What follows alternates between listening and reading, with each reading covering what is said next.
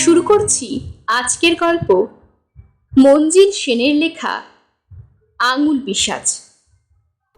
শশীশেখর সান্যাল একতলায় তার লাইব্রেরিতে গদি একটা রিভলভিং চেয়ারে বসেছিলেন। সেক্রেটারিয়েট টেবিলের উপর একটা মোটা বিদেশি বই খোলা ছিল।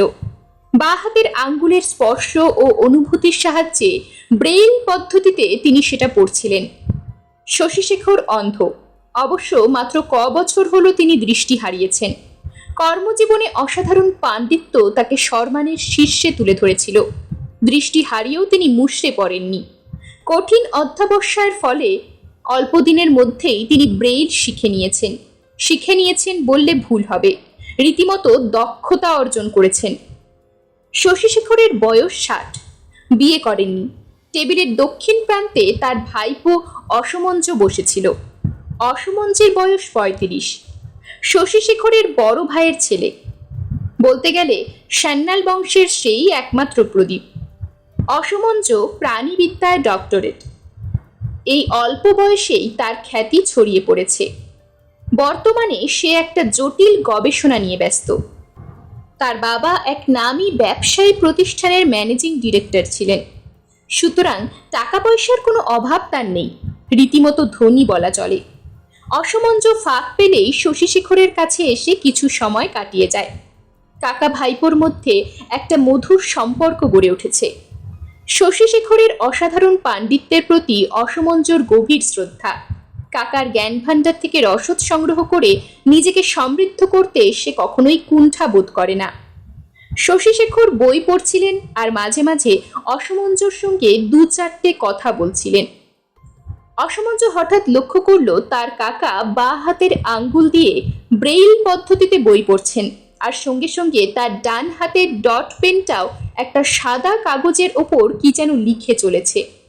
অসমঞ্জ প্রথমে ভাবল তার কাকা বাঁ হাতের আঙ্গুলের অনুভূতি দিয়ে যা পড়ছেন, হয়তো ডান হাতে ধরা কলম দিয়ে তাই লিখছেন।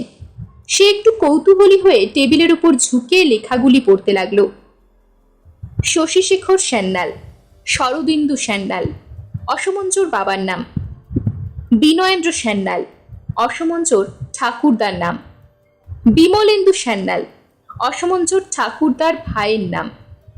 অসমঞ্জ সান্যাল, শশীশেখর সান্যাল, শরদিন্দু সান্যাল, বিনয়েন্দ্র সান্যাল, বিমলেন্দু সান্যাল। অসমঞ্জ বেশ একটু বিস্ময় অনুভব করল। তার কাকার বাঁ হাতের আঙ্গুল যেমন দ্রুত চলছে, ডান হাতে ধরা ডট পেনটাও যেন তার সঙ্গে পাল্লা দিয়ে সমান তালে লিখে চলেছে। পাঠ্যবস্তু আর লেখার মধ্যে কিন্তু আকাশ পাতাল প্রভেদ। অসমঞ্জ সবিষয়ে ভাবতে লাগলো, এ কি সম্ভব? একই মানুষের পক্ষে একই সময় গভীর মনোযোগ দিয়ে একটা কিছু পড়া ও অন্য কিছু লিখে যাওয়া প্রায় একেবারেই অসম্ভব ব্যাপার। তবে কি তার কাকা প্রকৃতির খেয়ালে এক অবিশ্বাস্য মানসিক উৎকর্ষতা লাভ করেছেন? অনেক সময় দেখা গেছে মানুষের কোনো ইন্দ্রিয়হানি ঘটলে তার অপর এক ইন্দ্রিয়ের অনুভূতি বৃদ্ধি পায়। যে অদ্ভুত ঘটনা সে অবলোকন করল, তা কি সেরকম কোনো ব্যাপার? শশীশেখর বই বন্ধ করলেন, সঙ্গে সঙ্গে ডান হাতটাও থেমে গেল। অসমঞ্জ বইয়ের মলাটের উপর চোখ বুলিয়ে দেখল উদ্ভিদ বিজ্ঞানের উপর লেখা একটা বই। তার কাকা যে নিজের অজ্ঞাতসারেই বই পড়ার সঙ্গে সঙ্গে যন্ত্রের মতো লেখার ক্ষমতা অর্জন করেছেন, সে বিষয়ে অসমঞ্জর মনে কোনো সন্দেহ রইল না। বৈজ্ঞানিক চিন্তা দিয়ে সে এটাকে অবচেতন মনের একটা ক্রিয়া বলেই মনে করল। অসমঞ্জ সেদিনকার মতো বিদায় নিয়ে বাড়ি ফিরে এলো। কাকুলিয়া রোডে তার পৈতৃক বাড়িতে সে একাই বাস করে। এখনো বিয়ে করেনি, তবে ঠিক একা বলাও চলে না। চাকর রামু ও ঠাকুর ছাড়া তার প্রাইভেট সেক্রেটারি দৈপায়ন বসুও ওই বাড়িতে থাকে। দৈপায়ন অসমঞ্জরই সমবয়সী। এমএসসি পাশ করে সে যখন চাকরির চেষ্টায় ঘুরছিল, তখন অস্বাভাবিকভাবেই অসমঞ্জর সঙ্গে তার পরিচয় ঘটে। দৈপায়নের চটপটে কথাবার্তা ও বুদ্ধিদীপ্ত চেহারায় অসমঞ্জ প্রীত হয়। লোভনীয় পারিশ্রমিকের বিনিময়ে তার সেক্রেটারির পদ গ্রহণ করার প্রস্তাব করতেই দৈপায়ন এক কথায় রাজি হয়ে যায়। অসমঞ্জ তার নির্বাচনে যে ভুল করেনি তা প্রমাণ হতে বেশি সময় লাগেনি। খুব অল্প সময়ের মধ্যেই দৈপায়ন অসমঞ্জর গবেষণার কাজ ও বৈষয়িক ব্যাপারে অপরিহার্য হয়ে ওঠে। অসমঞ্জুর সব চিঠিপত্রের জবাব দেওয়া, রিপোর্ট টাইপ করা, এমনকি তার বিষয় আশয় দেখাশোনায়ও সে দক্ষ সেক্রেটারির মতো চালাতে লাগলো। দুজনের মধ্যে অন্তরঙ্গতা গড়ে উঠতেও বেশি সময় লাগলো না। এই বছরে তা নিবিড় বন্ধুত্বে পরিণত হয়েছে। সম্বোধন আপনি থেকে এসে দাঁড়িয়েছে তুমিতে। নানান কাজে ব্যস্ত থাকায় অসমঞ্জ বেশ কিছুদিন শশীশেখরের সঙ্গে দেখা করতে পারিনি। তা বলে কাকার অবচেতন মনের অদ্ভুত ঘটনাটি সে ভুলে যায়নি। প্রথম সুযোগেই সে এলগিন রোডে কাকার সঙ্গে দেখা করতে এলো। এ কদিনেই কাকার বয়স যেন অনেক বেড়ে গেছে, একটা অস্থির অস্থির ভাব। বৈষয়িক ব্যাপারে চিঠি ডিকটেশন দিতে তিনি সেদিন ব্যস্ত ছিলেন, তাই বই পড়ার অবকাশ তার ছিল না। অসমঞ্জ ফিরে এলো, কিন্তু হাল ছাড়ল না। কদিন পর একটা ছুটির দিন দেখে সে দুপুরবেলা এলগিন রোডে চলে গেল। কাকার স্বাস্থ্য সম্বন্ধেও সে একটু উদ্বিগ্ন হয়েছিল। দোতলায় কাকার শোবার ঘরে গিয়ে সে দেখল তিনি মাথার নিচে উঁচু করে বালিশ দিয়ে অনেকটা হেলান দেওয়া অবস্থায় খাটের ওপর ঘুমিয়ে আছেন। দু হাতের আঙ্গুলগুলি পরস্পরকে আঁকড়ে ধরে বুকের ওপর আলগাভাবে রয়েছে। অসমঞ্জ ভাবল সে একটা এক্সপেরিমেন্ট করবে। সন্তর্পণে একটা খাতা আর একটা পেন্সিল সে বুকের কাছে ধরতেই একটা আশ্চর্য ঘটনা ঘটল। ডান হাতের আঙ্গুলগুলো যেন সজীব হয়ে পেন্সিলের দিকে প্রসারিত হতে চাইল, কিন্তু বাম হাতের আঙ্গুলের বন্ধনে থাকায় ওই প্রয়াস সফল হলো না। পরক্ষণেই ডান হাতের আঙ্গুলগুলো ধীরে ধীরে বাম হাতের আঙ্গুলের কবজা থেকে নিজেদের মুক্ত করে পেন্সিলটা তুলে নিল। তারপর খাতায় লিখতে শুরু করলো। সান্যাল বংশ শিক্ষা ও আভিজাত্যে নিশ্চয়ই গর্ববোধ করতে পারে, কিন্তু সেই সঙ্গে তাদের রক্তে যে অস্বাভাবিকতা বংশ পরম্পরায় চলে আসছে তাও অস্বীকার করা যায় না। তুমি কে? অসমঞ্জ নিচু গলায় প্রশ্ন করল। শশীশেখরের ডান হাত লিখল, তা জেনে তোমার কোনো লাভ হবে না। এসব কি আমার কাকাই লিখছেন? অসমঞ্জ আবার প্রশ্ন করে। দূর বোকা, আমার পরিচিত কেউ? অধৈর্য হইও না অসমঞ্জ, শিগগিরই তোমার সঙ্গে আমার দেখা হবে। কবে? তোমার কাকা মারা গেলে পর। কোথায় দেখা পাবো? কোথায় পাবে না? আমাদের বংশ সম্বন্ধে তুমি এত জানো, তুমি কি আমার কোনো পূর্বপুরুষ? অনুমান করতে বাধা নেই। পরের প্রশ্ন না করে অসমঞ্জ খাতায় লিখল, এখন কটা বাজে? খাতায় লেখা পড়ল 3:25। খাতা পেন্সিলটা সরিয়ে ফেলো অসমঞ্জ, তোমার কাকা জেগে উঠে কিছু যেন টেন না পান। আমরা যে এভাবে পরস্পরের সঙ্গে ভাবের আদান প্রদান করছি তা অবশ্যই শশীশেখরের কাছে গোপন রাখতে হবে। বিদায়, আবার দেখা হবে। শশীশেখর যেন চমকে ঘুম ভেঙে জেগে উঠলেন। অসমঞ্জ অবশ্য তার আগেই কাকার ডান হাতের আঙ্গুলে ধরা পেন্সিলটা সরিয়ে ফেলেছিল। শশীশেখর অসমঞ্জর উপস্থিতি টের পেয়ে যেন একটু ক্লান্ত কণ্ঠে বললেন, কতক্ষণ এসেছ? এই তো, বসো। কিছুদিন ধরে ঘুমের মধ্যে এমন সব বিচ্ছিরি স্বপ্ন দেখি, মাথা মুন্ডু নেই। হয়তো ভালো ঘুম হচ্ছে না। ডক্টর চৌধুরীকে একবার কল দেব? না। একটু থেমে শশীশেখর বলতে থাকেন, এমন সব অদ্ভুত স্বপ্ন, অন্ধকার দেশ, মানুষজন, ঘরবাড়ি সবই যেন আবছা অন্ধকারে ঢাকা। কাকা? কাকা? হ্যাঁ, তোমার ঠাকুরদার ভাই, আমার কাকা। কিন্তু তার কথা বলছেন কেন? শশীশেখর সঙ্গে সঙ্গে উত্তর দিলেন না। মুহূর্তকাল নিঃশব্দে কি যেন ভাবলেন, তারপর বললেন, তুমি বড় হয়েছ, জীবনে প্রতিষ্ঠিত হয়েছ, এখন আর তোমার কাছে গোপন রাখা উচিত হবে না। আমার কাকা অর্থাৎ বিমলেন্দু সান্যাল দুর্দান্ত প্রকৃতির ছিলেন, হিংস্র, নিষ্ঠুর, ধূর্ত, এক কথায় উচ্ছৃঙ্খল, বেপরোয়া মানুষ। শেষ পর্যন্ত তিনি সামান্য কারণে আপন মামাতো ভাইকে ছুরি মেরে হত্যা করেন। বিচারে তার ফাঁসি হয়েছিল। পরপর কদিন আমি তাকে স্বপ্নে দেখেছি। এই এখন তন্দ্রার মধ্যেও তুমিও যেন কেমনভাবে তার সঙ্গে জড়িয়ে পড়ছো মনে হলো। অসমঞ্জ জীবনের পথ কর্দমাক্ত, পিচ্ছিল, শত প্রলোভনীয় সত্যকে ত্যাগ করো না। তোমার ঠাকুরদার ভাই। একদম কাশি উঠায় শশীশেখর তার কথা শেষ করতে পারলেন না, কিন্তু অসমঞ্জ অবাক হয়ে দেখল তার ডান হাত পাশেই রাখা পেন্সিলটা চট করে তুলে খাতায় খসখস করে কি যেন লিখল। শশীশেখর ব্যাপারটা জানতেই পারলেন না। লেখা শেষ হবার সঙ্গে সঙ্গে পেন্সিলটা আবার তার হাতের আঙ্গুল থেকে সরে পড়ল। অসমঞ্চ খাতাটা সরিয়ে এনে পড়ল। শশীশেখরের কথায় কান দিও না, আমরা দুজনে বন্ধু, তাই না অসমঞ্চ? অসমঞ্চ স্তম্ভিত হয়ে গেল। তবে কি?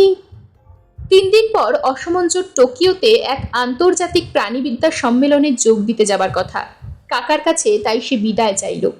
শশীশেখর তাকে শুভকামনা জানিয়ে বললেন, আমার দিন ঘনিয়ে এসেছে অসমঞ্চ।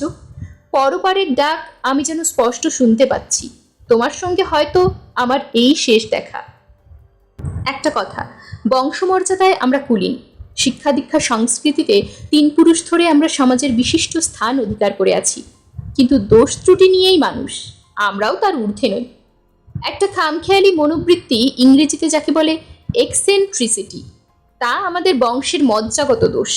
তুমি বিয়ে করতে আর দেরি করো না, বুদ্ধিমতী বাস্তব জ্ঞান সম্পন্না একটি মেয়েকে বধূ নির্বাচিত করো। আর একটা কথা, যদি আমাদের আর দেখা না হয়, তাই বলে রাখছি, তোমার টাকা পয়সার অভাব নেই। আমার উইলে আমার সব সম্পত্তি শিক্ষার প্রসারে ব্যয় করবার নির্দেশ দিয়েছি, কিন্তু আমার মূল্যবান আর দুষ্প্রাপ্য বইগুলো তোমার কাজে লাগতে পারে ভেবে সেগুলো তোমাকে দিয়ে গেলাম। ও, আর একটা কথা, শেষ সময় মানুষ নিজের ওপর শাসন হারিয়ে ফেলে, অসঙ্গত আবদার কিংবা দাবি করে, সেসবে কান দিও না। Good bye অসমঞ্চ। শশীশেখর তার ডান হাতটা ভাইপোর দিকে বাড়িয়ে দিলেন। অসমঞ্চ প্রসারিত সেই হাতটা নিজের মুঠির মধ্যে মৃদুভাবে চেপে ধরল।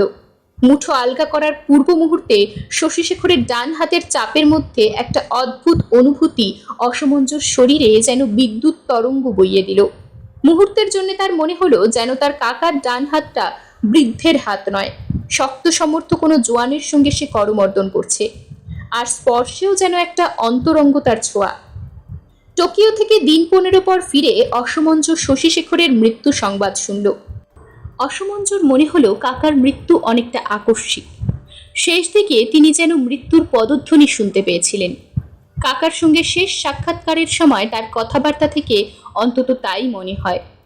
শশীশেখরের উইল, তার সম্পত্তির তত্ত্বাবধান এবং শিক্ষা ও রিসার্চের উন্নতিকল্পে সুষ্ঠু ব্যয়ের উদ্দেশ্যে একটি ট্রাস্ট গঠন করার নির্দেশ ছিল। অসমঞ্চকে তিনি সেই ট্রাস্টের অন্যতম অছি নিযুক্ত করেছেন। কাকার আজীবনের বিরাট গ্রন্থ সংগ্রহ নিয়ে অসমঞ্চ বেশ ফাপড়েই পড়ল। তার নিজের বাড়ির লাইব্রেরি ঘরটা প্রকাণ্ডই বলতে হবে। তার বাবার পড়ার নেশা ছিল। আলমারি ভর্তি সব বই ছাড়াও তিনি ঘরের চারিদিকে গ্যালারির মতো সিমেন্ট বাঁধানো তাক তৈরি করিয়েছিলেন। সারি সারি তাকগুলো দেওয়াল জুড়ে ঘরের কড়িকাঠ পর্যন্ত উঁচু। একটা কাঠের মই বেয়ে ওপরের তাকগুলো থেকে বই নামাতে হয়। কাকার বইগুলো ঠিকমতো গুছিয়ে রাখা অসমঞ্চর কাছে একটা সমস্যা হয়ে দাঁড়ালো। দ্বৈপায়নী পরামর্শ দিল, সাধারণ গ্রন্থাগারে যেমন বড় বড় কাঠের তাকওয়ালা বই রাখার আলমারি থাকে, সেই ধরনের বেশ কিছু তৈরি করিয়ে আপাতত সমস্যার সমাধান করা হোক। সেই ব্যবস্থাই হলো। প্রকাণ্ড লাইব্রেরি ঘরটা বইয়ে ভরে গেল। কয়েকদিন পরের কথা, সন্ধেবেলা অসমঞ্চ তার বসবার ঘরে বসে একটা বই পড়ছিল। দ্বৈপায়ন এসে ঘরে ঢুকল। একটা বিশেষ দরকারে তাকে সিথি যেতে হবে, ফিরতে রাত হতে পারে। অসমঞ্চকে সে বলল, আজকের সব চিঠিপত্র লাইব্রেরির টেবিলের উপরে চাপা দিয়ে রেখেছি, কয়েকটা ব্যক্তিগত চিঠিও আছে। হ্যাঁ, আর একটা হাত দেড়েকের মতো লম্বা কাঠের বাক্স পার্সেলে এসেছে। ভেতরে একটা জ্যান্ত প্রাণী আছে মনে হচ্ছে, যেমন লাফাচ্ছে আর পায়ের নখ দিয়ে আঁচড়াচ্ছে, তাতে মনে হয় ওটার ভীষণ খিদে পেয়েছে। আমি আর ওটা খুলিনি। আচ্ছা, তাহলে চলি। দ্বৈপায়ন রাত্রের খাওয়াটা সিথিতেই সেরে নেবে বলেছিল, তাই অসমঞ্চ 9টার মধ্যে খেয়ে নিল। রামুকে লাইব্রেরি ঘরে কফি দিতে বলে চিঠিপত্র দেখবার জন্যে সে ওই ঘরের দিকে পা বাড়ালো। ধুমায়িত কফির পেয়ালা হাতে নিয়ে রামু ঘরে ঢুকতেই অসমঞ্চ তাকে একটা স্ক্রু ড্রাইভার আনতে বলল। কাঠের বাক্সর চারিদিক স্ক্রু দিয়ে আটকানো ছিল, স্ক্রু ড্রাইভার ছাড়া খোলা মুশকিল। স্ক্রু ড্রাইভার এনে রামু বলল, পিয়ন বলছিল পোস্ট অফিস থেকে বাক্সর উপরে কয়েকটা ফুটো করে দিয়েছে, ভেতরে যে জ্যান্ত প্রাণীটা আছে সেটা নাকি তা না হলে দম বন্ধ হয়ে মারা যেত। গবেষণার জন্য অসমঞ্চর নানা রকম জীবজন্তুর প্রায় প্রয়োজন হয়। তার ল্যাবরেটরি চিড়িয়াখানার একটা ক্ষুদে সংস্করণ বললে অত্যুক্তি হবে না। অসমঞ্চ মনে মনে ঠিক করলো দ্বৈপায়নকে বলবে যে কোম্পানি প্রাণীটা পাঠিয়েছে তাদের কড়া একটা চিঠি লিখতে। এ ধরনের অসতর্কতা ক্ষমা করা যায় না। বাক্সের স্ক্রুগুলি খুলে সে একটা মোটা বই ঢাকনার উপর চাপা দিল। তারপর ল্যাবরেটরি থেকে একটা খাঁচা আনতে গেল। খাঁচা নিয়ে লাইব্রেরির দরজায় ফিরে আসতেই একটা কিছু পড়ার শব্দ হলো। মেঝের ওপর দিয়ে যেন কিছু একটা চলে গেল। অসমঞ্জ দেখল মোটা বইটা মাটিতে পড়ে আছে আর বাক্সের ভেতরটা শূন্য। বইটা তুলে ঝাড়তে ঝাড়তে সে ভাবল, প্রাণীটার শক্তি তো কম নয়, এই মোটা বইটা ফেলে দিয়েছে। প্রাণীটাকে খুঁজে বের করা সহজ ব্যাপার নয়। বইয়ের পাহাড়ের মধ্যে কোথায় লুকিয়ে আছে কে জানে। বইয়ের তাকের পেছনে সে ওটার নড়াচড়ার শব্দ শুনতে পেল, কিন্তু শব্দ লক্ষ্য করে এগুতেই সে বুঝতে পারল ওটা অন্য একটা সেলফের পেছনে আশ্রয় নিয়েছে। হতাশ হয়ে সে তার চেয়ারে ফিরে এসে চিঠিপত্রগুলো পড়তে লাগলো। হঠাৎ খুট করে একটা শব্দ হলো, যেন কেউ সুইচ নিভিয়ে দিল, আর সঙ্গে সঙ্গেই ঘরটা অন্ধকার হয়ে গেল। আলো কেনে ভালো। বেশ আশ্চর্য হয়েই অসমঞ্জ দেওয়ালে যেখানে সুইচ বোর্ড আছে অন্ধকারে সেদিকে এগোলো। 2 পা এগিয়েই সে থেমে গেল। ঘরের অপর প্রান্তে একটা শব্দ হচ্ছে, অনেকটা বুকে ভর দিয়ে চলার মতো শব্দ। সে তাড়াতাড়ি সুইচ টিপতেই ঘর আলোতে ভরে উঠল, কিন্তু অসমঞ্জ কিছু দেখতে পেল না। ওই অল্প সময়ের মধ্যেই প্রাণীটা আবার আত্মগোপন করেছে। অসমঞ্জ আবার তার চেয়ারে ফিরে এলো। ঘরটা বড় ঠান্ডা মনে হচ্ছে, কেমন যেন একটা বিষাদের ছায়া। পেছন দিকের উঁচু গ্যালারি থেকে ধপধপ করে 2টো মোটা বই মাটিতে পড়ল। অসমঞ্জ ফিরে তাকাতেই একটা একটা করে আরো 2টো পড়ে গেল। অসমঞ্জ অস্ফুট কণ্ঠে বলল, বেটা, তোকে উপোস করিয়ে রাখবো, এই তোর ঠিক শাস্তি। জল ছাড়া জীবদেহের রাসায়নিক রূপান্তর তোর ওপর দিয়েই পরীক্ষা করব। তাকে যেন ব্যঙ্গ করে আরো গোটা কয়েক বই মাটিতে পড়ল। অসমঞ্জ আবার তার চিঠিপত্র নিয়ে বসল। শেষ যে চিঠিটা সে পড়ছিল সেটা তাদের পরিবারের অ্যাটর্নির চিঠি। চিঠিতে তার কাকার মৃত্যুর বিবরণ এবং উইলের ধারা সম্বন্ধে নানান মন্তব্য ছিল। চিঠির শেষের দিকটা বড়ই অদ্ভুত। আপনার কাকার একটা অনুরোধ আমাদের কাছে বড়ই আশ্চর্য লেগেছে। শশীশেখর সান্যালের নির্দেশ ছিল তার মৃত্যুর পর খুব সাধারণভাবে তাকে যেন দাহ করা হয়। ফুল দিয়ে মৃতদেহ সাজানোর কোনো প্রয়োজন নেই। তার মৃত্যুর আগের দিন আমরা তার আর একটা চিঠি পাই। সেই চিঠিতে তার পূর্ব নির্দেশ সম্পূর্ণ বাতিল করে দিয়েছেন তিনি। তিনি ইচ্ছে প্রকাশ করেছিলেন যে তার দেহ যেন মূল্যবান পালঙ্কে বহন করা হয়। নিউ মার্কেট থেকে বাহারি ফুল এনে তার সর্বাঙ্গ যেন ঢেকে দেওয়া হয়, আর তার ডান হাতটা শরীর থেকে বিচ্ছিন্ন করে যেন আপনাকে পাঠানো হয়। এর অন্যথা যেন কিছুতেই না হয়। অসমঞ্জ চিঠিটা হাতে করে হতভম্বের মতো বসে রইল। কাকুর শেষ কথা হঠাৎ তার মনে পড়ল। শেষ সময় মানুষ নিজের উপর শাসন হারিয়ে ফেলে, অসঙ্গত আবদার কিংবা দাবি করে। সেসবে কান দিও না। পেছনের গ্যালারিতে কেউ যেন হেঁটে চলে বেড়াচ্ছে। চোর নাকি? একটা জানলার পর্দা কেউ যেন সরিয়ে দিল। নিশ্চয়ই কেউ গ্যালারিতে আছে। পাশের জানলার পর্দাটাও সরে গেল, আর বাইরে থেকে এক ঝলক চাঁদের আলো গ্যালারির মাঝখানে অন্ধকার জায়গাটা আলোকিত করে তুলল। অসমঞ্জ হাতে একটা ভারী পেপার ওয়েট নিয়ে পা টিপে টিপে শব্দ লক্ষ্য করে এগুলো, আর সঙ্গে সঙ্গে দ্বিতীয়বার ঘরের আলো নিভে গেল। মেঝের উপর দিয়ে আবার বুকে হেঁটে চলার শব্দটা শোনা গেল। চাঁদের আলোয় অসমঞ্জ নিঃশব্দে সুইচ বোর্ডের দিকে এগিয়ে গেল। বিরাট ঘর, তাই আলো ও পাখা মিলিয়ে গোটা 8 পয়েন্ট আছে। সাধারণত অসমঞ্জ তার পড়াশোনা ও কাজকর্মের জন্য যে টেবিল চেয়ার ব্যবহার করে, ঠিক তার উপর কড়িকাঠ থেকে ঝোলানো আলোটাই জ্বালায়। ওটা হাই পাওয়ারের বাল্ব হলেও সমস্ত ঘরের পক্ষে পর্যাপ্ত নয়। পুরো ঘর আলোকিত করতে হলে সবকটা লাইট জ্বালানো দরকার হয়ে পড়ে। অসমঞ্জ পায়ে পায়ে সুইচ বোর্ডের কাছে গিয়ে পরপর সবকটা লাইটের সুইচ টিপল। সঙ্গে সঙ্গে সমস্ত ঘর আলোয় ঝলমল করে উঠল। সেই আলোয় অসমঞ্জ যা দেখল তাতে তার মাথার চুল খাড়া হয়ে ওঠার উপক্রম। সে 2 চোখ কচলে নিল। সে কি স্বপ্ন দেখছে? যেখানে সে দাঁড়িয়ে আছে তার থেকে হাত 10 দূরে একটা হাত, মানুষের হাত, সরসর করে অনেকটা বিছের মতো বুকে ভর দিয়ে দ্রুত চলে যাচ্ছে।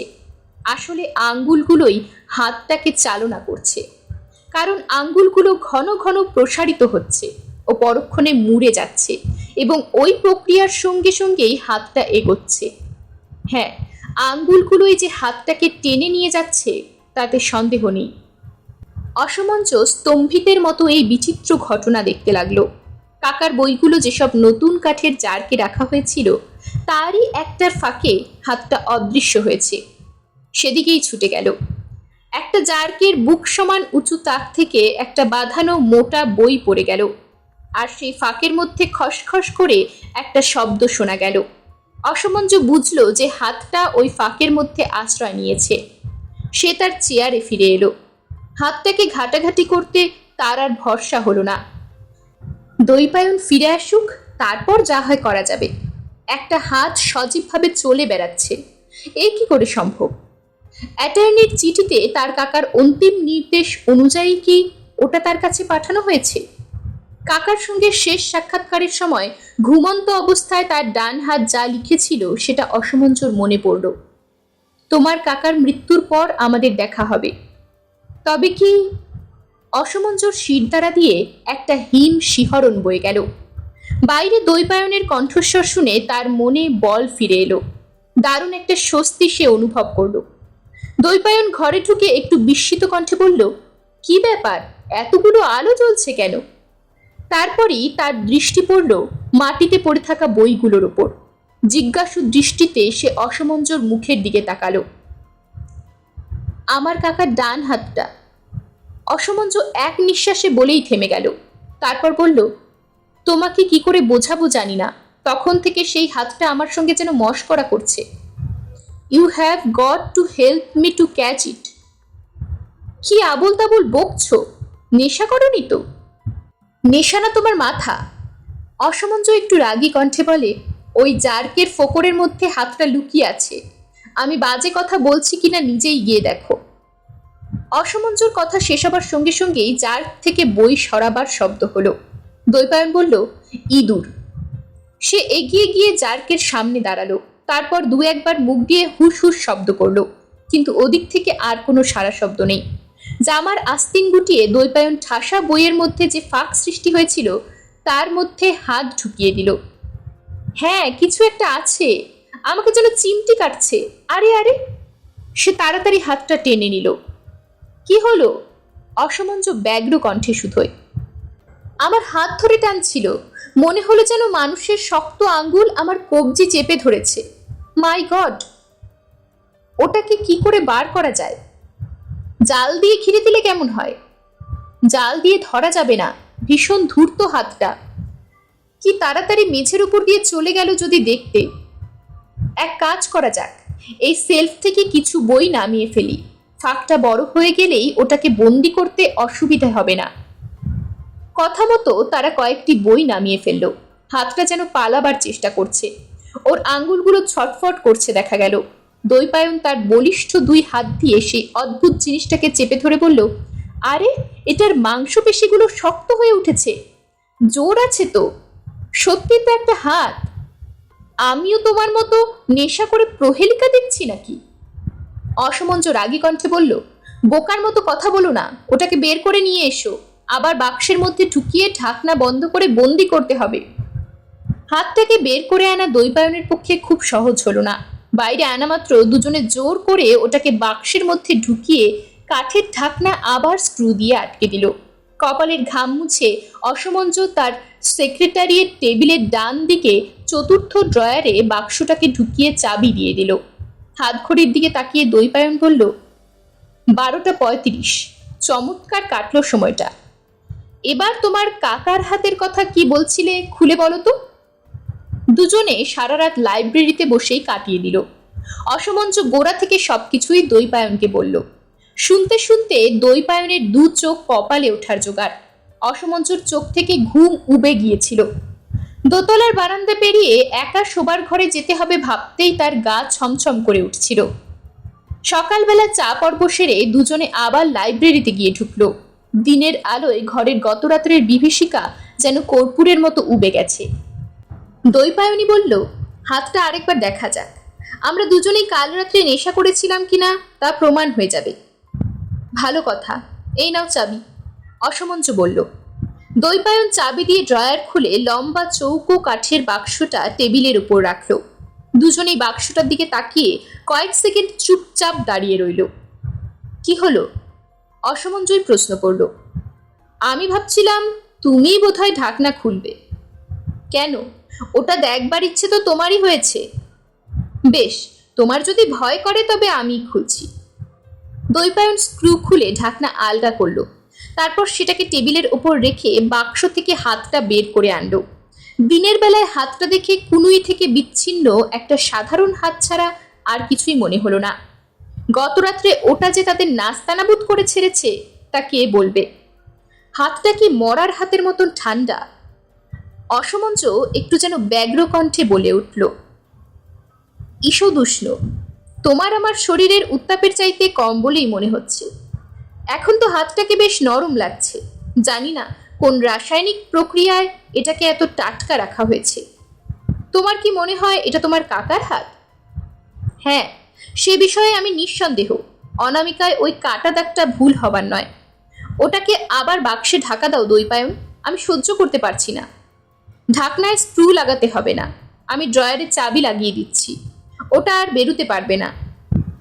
একটা বীভৎস পরিবেশে অসমঞ্জর স্নায়ু ক্রমশ দুর্বল হয়ে পড়ছিল।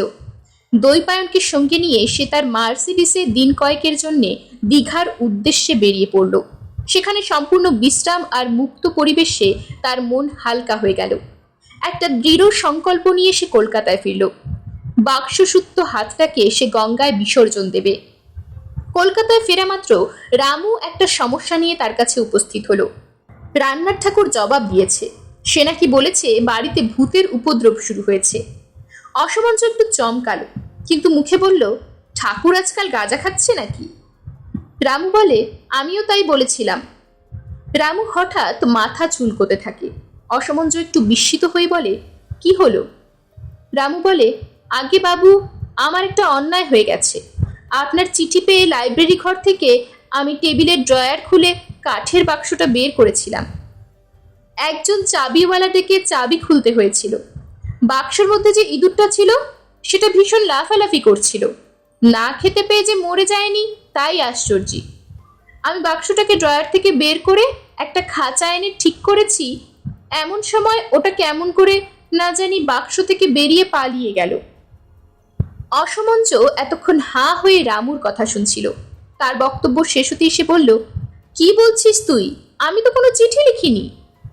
কিন্তু চিঠিটা যে আমি লাইব্রেরি ঘরের টেবিলের কাছে মেঝের ওপর কুড়িয়ে পেয়েছিলাম। আপনারা যেদিন চলে গেলেন সেদিন বিকেলবেলা ঘর ঝাড়পোছ করার সময় ওটা আমার চোখে পড়ে। এই তো আমার পকেটেই রয়েছে।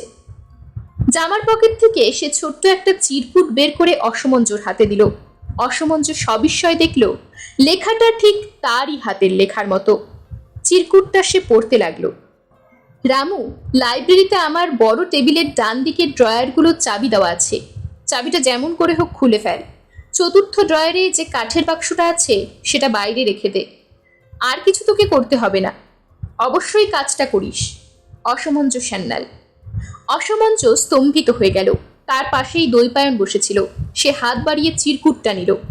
অসমঞ্জই রামুকে আবার প্রশ্ন করল, তুই খাঁচা আনার পর ওটা পালিয়ে গেল? আমি খাঁচাটা ঠিক করছি এমন সময় ইঁদুরটা বাক্স থেকে লাফ মেরে বেরিয়ে পালিয়ে গেল। ইঁদুর? তুই নিজের চোখে দেখেছিলি?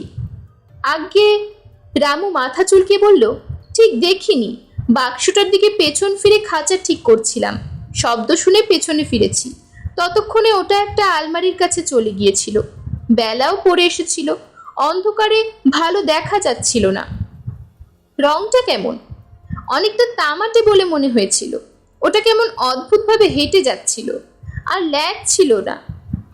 তুই ওটাকে ধরার চেষ্টা করিসনি? করেছিলাম, কিন্তু চোখের পলকে ওটা লুকিয়ে পড়ল। আমি ইঁদুর ধরার জাতিকলটা পেতে লাইব্রেরির দরজা বন্ধ করে রেখেছিলাম।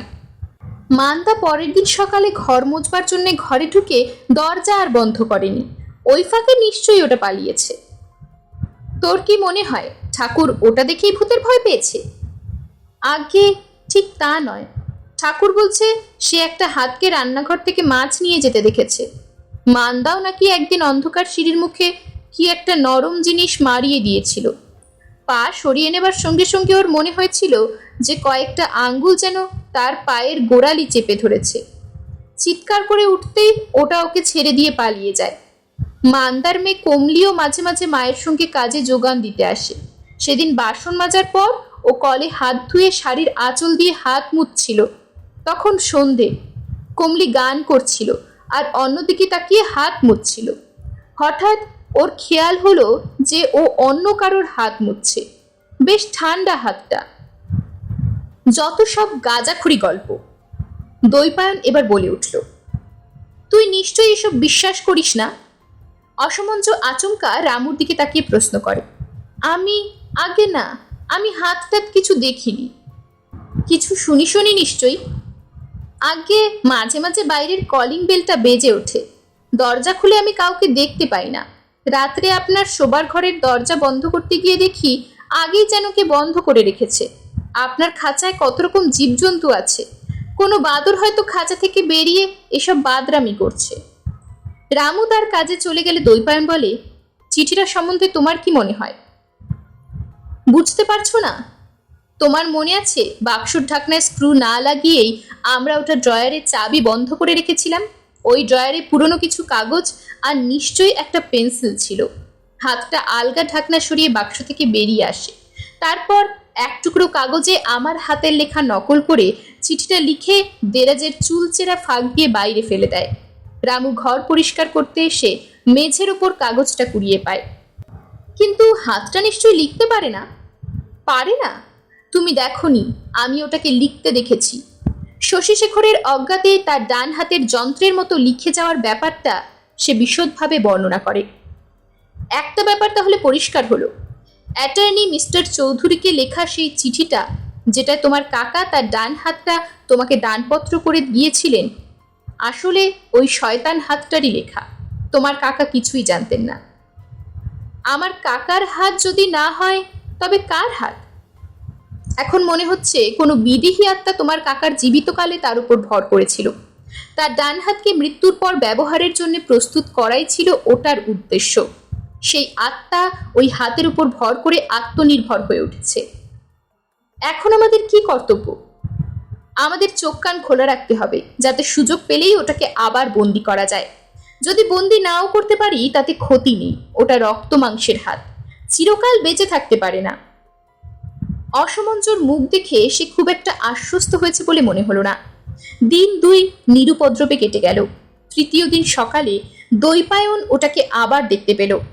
ওপরে উঠবার সিঁড়ি যেখানে বাঁক নিয়েছে, সেই একতলা ও দোতলার মাঝামাঝি রেলিংয়ের পোস্টের ওপর ওটা যেন বিশ্রাম করছে। আচমকা ওখানে ওটাকে দেখে দৈপায়ন প্রথমে হকচকিয়ে গেল। দ্বিধা কাটিয়ে সে এক লাফ মেরে এগুতেই হাতটা ঢালু রেলিংয়ের ওপর দিয়ে বিছের মতো অথচ দ্রুত গতিতে ওপর দিকে উঠতে লাগলো। তারপর এক সময় দৈপায়নের দৃষ্টির আড়ালে চলে গেল। দিন তিনেক পর অসমঞ্জ লাইব্রেরিতে বসে গবেষণার কিছু একটা লিখছিল। রাত তখন প্রায় 8:30। হঠাৎ তার নজরে পড়ল ঘরের অপর প্রান্তে মেঝের উপর একটা বই খোলা, আর হাতটাও সেখানে। অসমঞ্জ অবাক হয়ে দেখল, কোনো বই গভীর মনোযোগ দিয়ে প্রতিটা লাইন পড়তে গেলে মানুষ যেমন একটা আঙ্গুল পাতার উপর রেখে পড়ে, হাতের তর্জনীটাও তেমন ভাবে নড়ছে।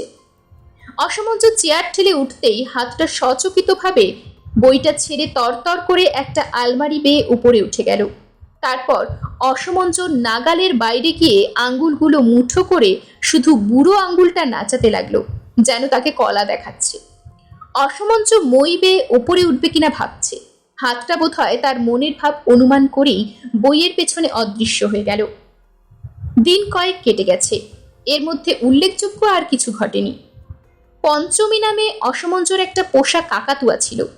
মাঝে মাঝে খাঁচার ভেতর দিয়ে পা বের করে পাখিটা অদ্ভুত কৌশলে খাঁচার দরজা খুলে বেরিয়ে আসতো। 2-4 দিন এঘর ওঘর করার পর ধরা দিত, কিন্তু পালিয়ে যাওয়ার চেষ্টা করতো না। অসমঞ্জ একদিন সন্ধেবেলা লাইব্রেরিতে কাজ করছে। এমন সময় পাখিটা ঘরে ঢুকে কয়েকবার চক্কর দিল। তারপর একটা কড়িকাঠে বসে ঘাড় বেঁকিয়ে অসমঞ্জকে দেখতে লাগলো। অসমঞ্জ তার স্বভাব জানে, তাই সে নিজের কাজ করে চলল। হঠাৎ কাকাতুয়াটি বলে উঠল, অসমঞ্জ, এই অসমঞ্জ। অসমঞ্জ একটু মুচকি হাসল। বদমাস, তোকে খুন করব, পাখিটা বলে উঠল। অসমঞ্জ একটু বিরক্তভাবে ওপর দিকে তাকালো, আর সঙ্গে সঙ্গে সে চমকে উঠল। হাতটা কড়ি কাটবে কাকাতুয়ার দিকে এগুচ্ছে। একটা অজানা আশঙ্কায় সে শিউরে উঠল। হাতটার চলার ভঙ্গি কি বিচ্ছিরি, আর কি দ্রুত গতি!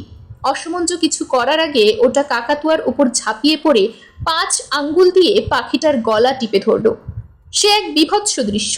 পাখিটাও অতর্কিতে এমনভাবে আক্রান্ত হয়ে ক্যা ক্যা করে ডেকে উঠল। তারপর নিজেকে মুক্ত করার জন্যে ধারালো নখ দিয়ে ওটাকে আঁচড়াতে লাগলো।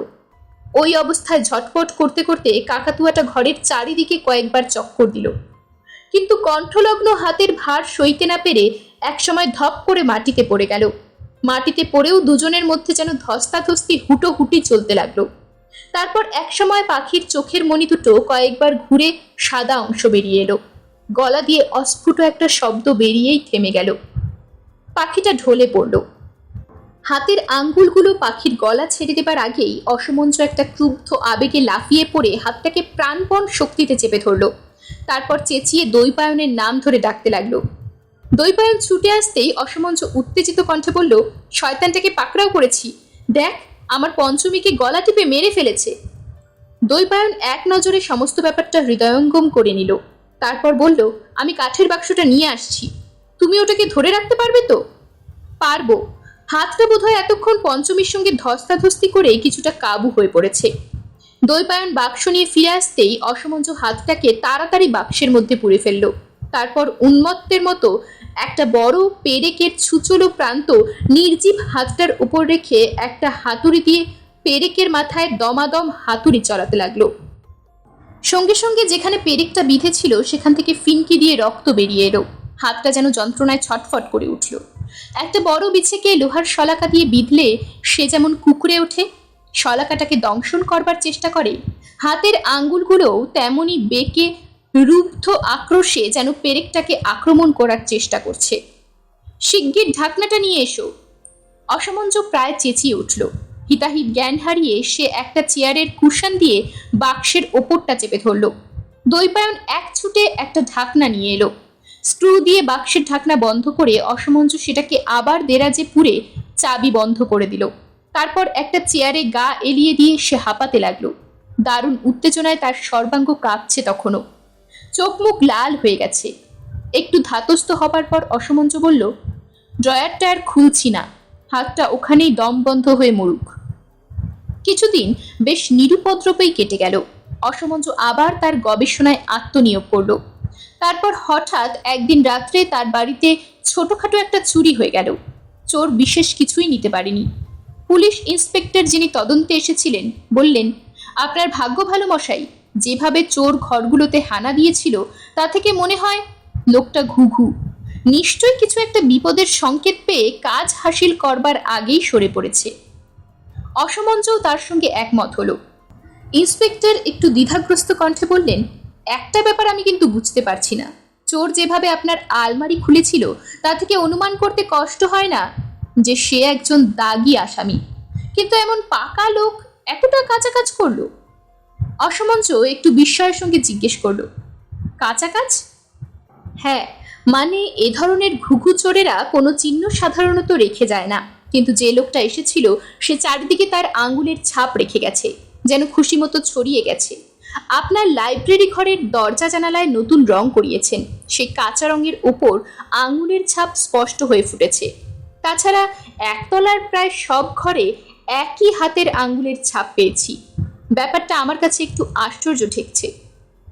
অসমঞ্জ হঠাৎ জিজ্ঞেস করলো, বাঁ হাত নাকি ডান হাত? ডান হাত সে বিষয়ে আমার কোনো সন্দেহ নেই। আমার মনে হয় লোকটার বোধহয় একটু মাথা খারাপ আছে, তা না হলে এই চিরকুটটা লিখবে কেন? পকেট থেকে একটা ছোট্ট কাগজের টুকরো বের করতে করতে তিনি বললেন, এটা সিঁড়ির মুখে কুড়িয়ে পেয়েছি। লেখা আছে, আমি চললাম অসমঞ্জ, তবে শিগগিরই ফিরে আসব। আপনি কি হাতের লেখাটা চেনেন? অসমঞ্জ বিমূঢ়ের মতো মাথা নাড়ল, কিন্তু একটা সন্দেহ তার মনে দোলা দিতে লাগলো। সে পায়ে পায়ে এগিয়ে তার সেক্রেটারিয়েট টেবিলের ডান দিকের দেরাজগুলো খুলে ফেলল। যে আশঙ্কা সে করেছিল তাই সত্যি। কাঠের বাক্সর ঢাকনাটা খোলা অবস্থায় পড়ে আছে, আর বাক্সের ভেতরটা শূন্য। কিন্তু হাতটা বেরোলো কিভাবে? চোর কি তবে দেরাজ খুলে কাঠের বাক্সে কি আছে দেখবার জন্যে স্ক্রু আলগা করে ঢাকনা খুলেছিল, আর সেই ফাঁকে হাতটা বেরিয়ে গেছে? এই ভৌতিক কাণ্ড দেখেই হয়তো চোরটা চুরি মাথায় রেখে চম্পট দিয়েছে।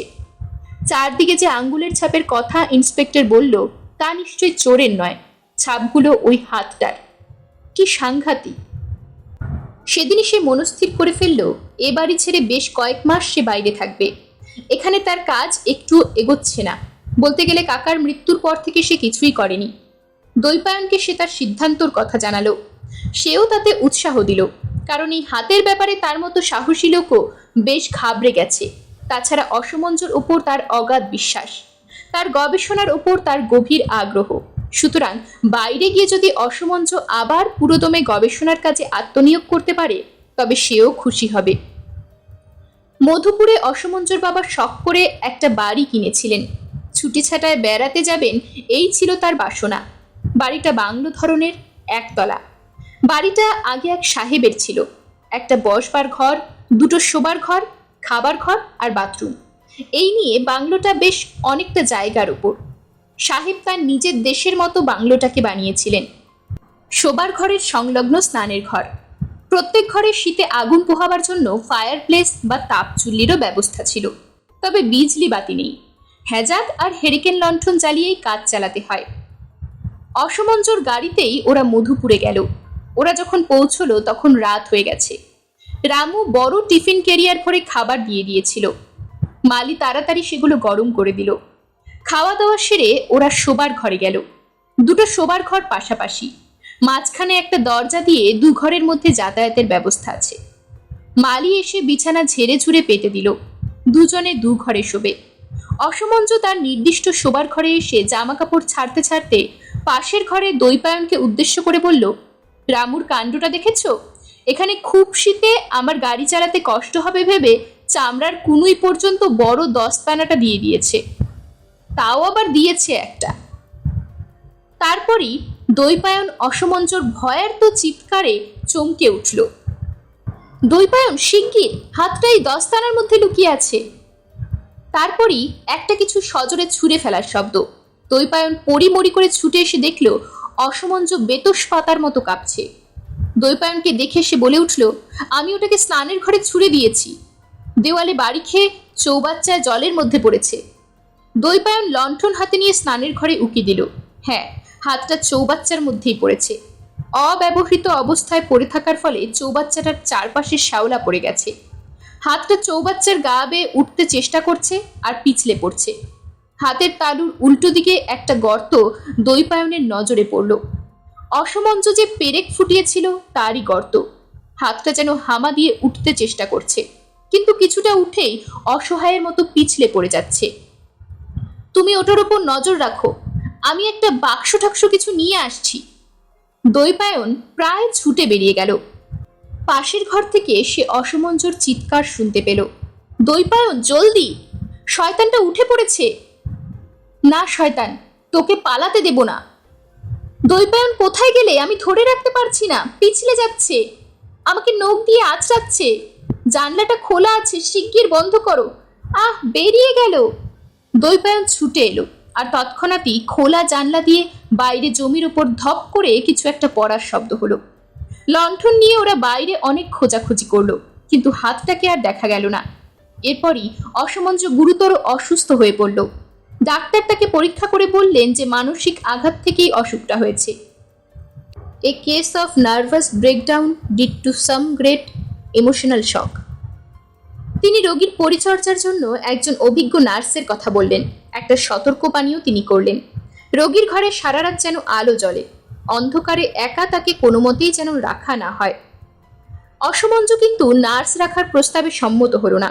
বলল, দৈপায়নকেই সবসময় তার কাছে থাকতে হবে। বাইরের লোক রাখলেই হাতটা তাকে কায়দা করে আবার ঘরে ঢুকে পড়বে। দৈপায়ন তাকে অভয় দিয়ে বলল, ওসব কথা তুমি আর চিন্তা করো না। হাতটা এবার দেখে মনে হলো যেন অনেক নিস্তেজ হয়ে পড়েছে। তুমি ওটাকে দেওয়ালে ছুঁড়ে মারাতে ওটা আরো ঘায়েল হয়েছে। এভাবে বেশি দিন আর ওটা টিকে থাকতে পারবে না, ওর আয়ু ফুরিয়ে এসেছে। তুমি একটু ভালো হলেই আমরা এখান থেকে চলে যাব। বাক্স বিছানা কিছুই সঙ্গে নেব না, এক জামা কাপড়ে বেরিয়ে পড়ব। হাতটা কোনো কিছুর মধ্যে লুকিয়ে আর আমাদের সঙ্গ নিতে পারবে না। আমরা কাউকে আমাদের ঠিকানা জানাবো না, কোনো পার্সেল এলে ফেরত দিয়ে দেব। ব্যাটার চোখে আমরা এবার এমন ধুলো দেব। দৈপায়নের প্রস্তাব অসমঞ্জুর খুব মনে ধরল। কয়েকদিনের মধ্যেই সে হেঁটে চলে বেড়াতে পারবে, কিন্তু কেন তাকে এভাবে পালিয়ে বেড়াতে হবে? দৈপায়নকে অনেকটা অনুযোগের কণ্ঠে সে বলল, আমি কি করেছি বলতে পারো?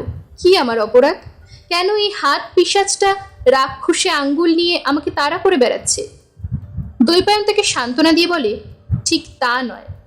প্রথম যখন হাতটাকে আমরা ধরেছিলাম তখন ওটার ঘৃণাই বলো কি বিরাগী বলো, সকলের বিরুদ্ধে যেন মুখিয়েছিল। কাকাতুয়াটাকে অকারণে কেমন নৃশংসভাবে গলা টিপে মারলো, মনে নেই? তুমি পেরেক দিয়ে ওর গায়ে ফুটো করার পর থেকে ওটা তোমার উপর খেপেছে মনে হয়। দেরাজে বেশ কিছুদিন বন্দি থাকার সময় প্রতিহিংসার চিন্তাটা বোধহয় ওর মনে আসে। অসমঞ্জ দ্রুত আরোগ্য লাভ করতে লাগলো। দৈপায়ন সবসময় তার ঘরে পাহারায় থাকে, চারিদিকে সতর্ক দৃষ্টিও সে রেখেছিল। 1 জানুয়ারি তারা মধুপুর ছাড়বে। কোথায় যাবে তা গাড়িতে ঠিক করা হবে। 31 ডিসেম্বর এলো। প্রচণ্ড ঠান্ডা। অসমঞ্জর ঘরের দরজা জানালা সবসময় বন্ধ থাকে। একদিন মালি ঘরে আলো বাতাস ঢুকবে বলে একটা জানালা খুলতেই প্রকাণ্ড ধমক খেয়েছিল। সন্ধেবেলা অসমঞ্জ আর দৈপায়ন দাবা নিয়ে বসলো। খেলায় তারা তন্ময় হয়ে গেছে। এমন সময় মালি একটা চিঠি নিয়ে এলো। বিকেলের ডাকে এসেছে। দৈপায়নই সাধারণত অসমঞ্জর চিঠিপত্রের জবাব দেয়, একান্ত ব্যক্তিগত চিঠি ছাড়া। চিঠিটা সে মালির হাত থেকে নিয়ে খুলল। খুবই সংক্ষিপ্ত চিঠি, কোনো ঠিকানা বা স্বাক্ষর নেই। আজ রাত 10টায় আমাদের শেষ সাক্ষাতের জন্য প্রস্তুত থেকো। কার চিঠি? অসমঞ্জ প্রশ্ন করে। আমার চিঠি। বুক পকেটে চিঠিটা রাখতে রাখতে দৈপায়ন উত্তর দেয়, ইচ্ছে করেই সে মিথ্যে কথা বলল। অসমঞ্জর বর্তমান শারীরিক ও মানসিক অবস্থার পক্ষে চিঠির বক্তব্য মোটেই সুখকর হবে না। সে ঘরের চারিদিকে একবার চোখ বুলিয়ে নিল। না, সব বন্ধ আছে। রাত্রে খাওয়া দাওয়া সেরে দুজনে আবার দাবায় বসল। অসমঞ্জর অসুখ হবার পর থেকে মালি এই শোবার ঘরেই দুজনের খাবার দিচ্ছিল। ঘরের মধ্যে ফায়ার প্লেসে আগুন জ্বলছে। ঘরটা বেশ গরম হয়ে উঠেছে, কনকনে শীতের পক্ষে আরামদায়ক। রাত 10টা বাজল। সঙ্গে সঙ্গে বন্ধ দরজায় মৃদু কড়াঘাত শোনা গেল। কে? অসমঞ্জ একটু চেঁচিয়েই জিজ্ঞেস করল। কোনো উত্তর নেই। মালি? অসমঞ্জ আবার গলা হাঁকে। এবারও কোনো সাড়া নেই। নিশ্চয়ই সেই হাতটা। অসমঞ্জ দরজায় লাগানো ছিটকিনির দিকে তাকিয়ে বলে। দৈপায়ন এবার উঠে দুটো ঘরেরই দরজা জানালা সব দেখে আসে। না, সব ছিটকিনি দেওয়া আছে। সে আবার দাবায় বসে। জানলার কাচের সার্সির ওপর কি একটা শব্দ হলো। কিসের শব্দ? অসমঞ্জ বলে ওঠে।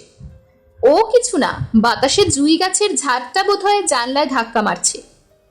না না, কেউ যেন ঠক ঠক করছে। অসমঞ্জ উঠে যে জানলা থেকে শব্দ আসছিল তার পর্দাটা সরিয়ে ফেলল। তারপরই সে 2 পা পিছিয়ে উত্তেজিত কণ্ঠে বলে উঠল, দেখো দেখো, হাতটা কেমন করে ঝুলছে। ওটার হাতে ওটা কি? দৈপায়ন ততক্ষণে তার পাশে এসে দাঁড়িয়েছে। সে বলল, একটা ছুরি। দেখো কেমন করে ছুরির ফলাটা জানলার 2 কপাট যেখানে মিশেছে তার ফাঁক দিয়ে ঢুকিয়ে দিয়ে ছিটকিনি খুলবার চেষ্টা করছে। হঠাৎই অসমঞ্জ বলল, এবার তোমার চাল দৈপায়ন, ঘোড়া সামলাও। দৈপায়নকে কিন্তু তার ঘোড়া নিয়ে চিন্তিত বলে মনে হলো না। সে ভাবছে অসমঞ্জ হঠাৎ এত সাহস পেল কোথা থেকে। অসমঞ্জই আবার কথা বলল, কি হলো? একটা চাল দিতে তুমি রাত কাবার করে দেবে নাকি? তুমি দেখছি সমস্ত ব্যাপারটা বেশ ঠান্ডা মাথায় নিয়েছ। স্বীকার করতে লজ্জা নেই, ভয়ে আমার হাত পা যেন ঠান্ডা হয়ে আসছে। ভয় করবার কিছু নেই দৈপায়ন। ভালো করে চিন্তা করে দেখো, হাতটা অশরীরী কিছু নয়।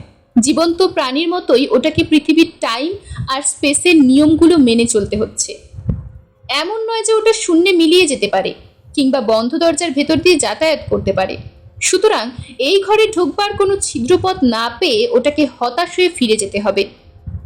আমি ভয়ের শেষ সীমানায় পৌঁছে ভয়কে জয় করতে শিখেছি। আজ রাতটা কোনো মতে কাটিয়ে কাল সকালে ওটাকে বুড়ো আঙ্গুল দেখিয়ে আমরা বেরিয়ে পড়ব। হঠাৎ দৈপায়ন বলে উঠল, সর্বনাশ, আমার বাথরুমের জানলাটা বোধহয় খোলা আছে। শিগগির! অসমঞ্জ দৈপায়নকে এক ঠেলা মেরে বলল, ছুটে গিয়ে জানলাটা বন্ধ করে এসো। দৈপায়ন ছুটে গেল। তার ঘরে লণ্ঠন ছিল না, ঘরটা অন্ধকার। ছুটতে ছুটতে গিয়ে দরজার চৌকাঠে হোঁচট খেয়ে সে পড়ে গেল।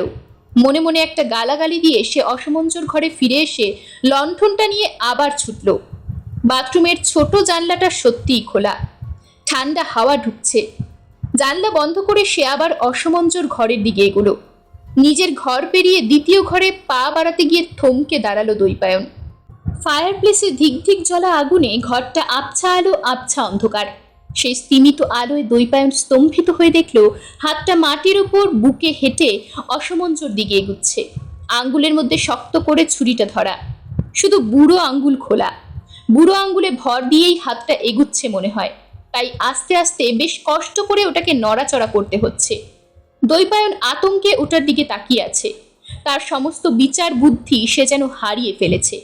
দৈপায়নের চোখের সামনে যেন একটা ছবি ভেসে উঠল। হাতটা অসমঞ্জুর কাছে গিয়ে তার পা ও কোমর বেয়ে ওপরে উঠছে, তারপর বুকের কাছে গিয়ে মাথাটা ঘুরে উঠতেই দৈপায়নের যেন চমক ভাঙল। আর কিছু চিন্তা না করেই সে হাতের লণ্ঠনটা সজোরে সেই শয়তানটাকে লক্ষ্য করে ছুঁড়ে মারল। ঝনঝন করে লণ্ঠনের কাজ ভেঙে গেল। লণ্ঠনটা সোজা গিয়ে হাতে লেগেছে। হাতটা তখন মেঝে বিছানো একটা মাঝারি আকারের কার্পেটের ওপর দিয়ে এগোচ্ছিল। লণ্ঠনের কাজ ভেঙে যেতেই কার্পেটে আগুন ধরে গেল। দেখতে দেখতে আগুন ছড়িয়ে পড়ল কার্পেটে। দৈপায়ন এক ছুটে অসমঞ্জুকে টান মেরে আগুনের কাছ থেকে সরিয়ে নিয়ে এলো। হাতটা সেই আগুনের মধ্যে পড়ে ছটফট করছে। আগুনের গ্রাস থেকে বেরিয়ে আসার কি নিষ্ফল চেষ্টা। চারিদিকের আগুন ওটাকে যেন ঘিরে ধরেছে। ওদের চোখের সামনে হাতটা পুড়ে কালো হয়ে যাচ্ছে, কয়লার মতো কালো, কুকড়ে যাচ্ছে হাতটা। সে এক বীভৎস দৃশ্য। অসমঞ্জু বিস্ফারিত চোখে দৃশ্যটা দেখছিল। হঠাৎ সে জ্ঞান হারিয়ে ঢলে পড়ল। দৈপায়ন তাকে টেনে নিয়ে ঘরের দরজা খুলে বাইরে এসে মালিকে চেঁচিয়ে ডাকতে লাগলো। মালি যখন ছুটে এলো তখন ঘরে রীতিমতো আগুন লেগে গেছে। ধোঁয়ায় চারিদিকে অন্ধকার। আগুন যখন নেভানো হলো ততক্ষণে কার্পেট পুড়ে ছাই, বিছানাও আধপোড়া। সেই অভিশপ্ত হাতের কোনো চিহ্ন কিন্তু আর কোথাও পাওয়া গেল না। ওটা যে পুড়ে খাক হয়ে গেছে সে বিষয়ে সন্দেহের অবকাশ দুজনের কারোর মনেই ছিল না। জীবন্ত 5 আঙ্গুলের পিশাচ হাতটাকে আর কখনো দেখা যায়নি।